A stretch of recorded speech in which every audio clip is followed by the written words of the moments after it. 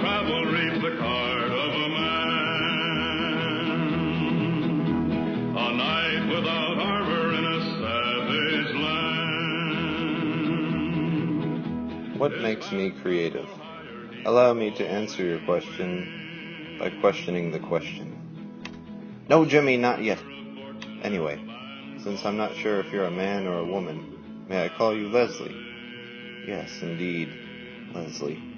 You look like one of those. Well, what makes someone creative?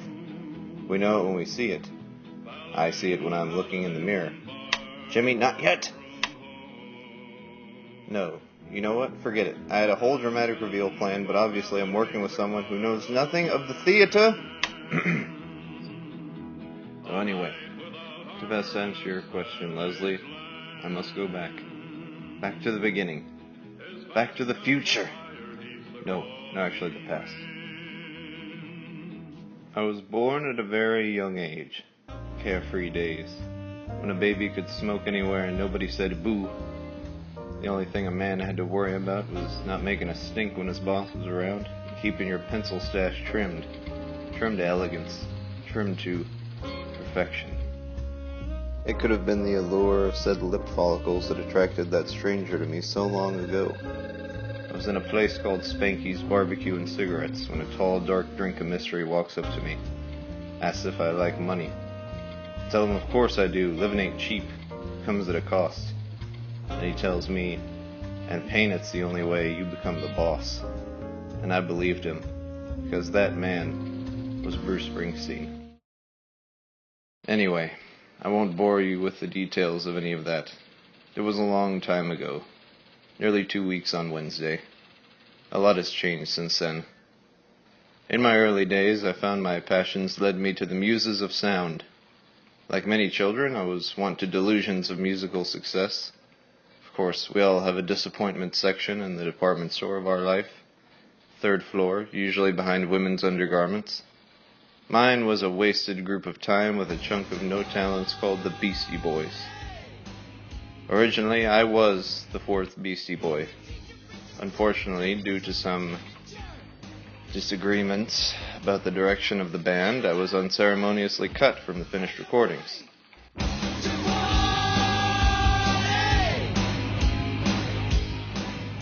Now, for comparison, here is the original unedited version. You gotta fight for your right. And I'm glad we're friends, you guys. I wanted to bring a more urban vibe. The sound is in the heartbeat of the streets, I told them, but focus also on the power of friendship. They didn't want to listen, though. They were all about their good time vibes and shaking rumps. There's no money in that, I told them. People like their rump stationary. But they wouldn't listen. I guess time has proven who was right in that little argument. Since then, I've lived. Sure, I could tell you stories about the days. Playing a sheik in a game of 5-finger fillet for the freedom of a young Indian woman. Fighting my way across the jungles of Cambodia. Learning to knit. My desserts-only bakery called I Do Eclair. The past is past, though, and I'm ready to tell you what I've learned. Number 1, I take things to the next level. Number 3, I never do things in order.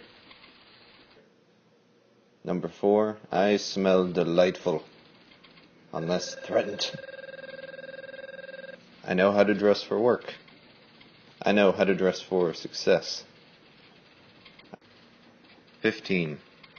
Flying squirrels can ruin any wedding proposal. I don't care what kind. 99. I can do 12 regular push-ups, but 43 Mars push-ups. On Mars. 37. Every beverage is better when drank from a coconut. 22. I'm allergic to one thing, puma dander. And as for things I haven't learned, no matter how many times you walk into a party and shout, "Oh my God, Bradley Cooper's here," no one will think you look like him. And that's part of the unwrapped mystery of my life. So allow me to thank you for your time, and I await your decision on how the story continues. Allow me to say, Adieu. Auf Wiedersehen.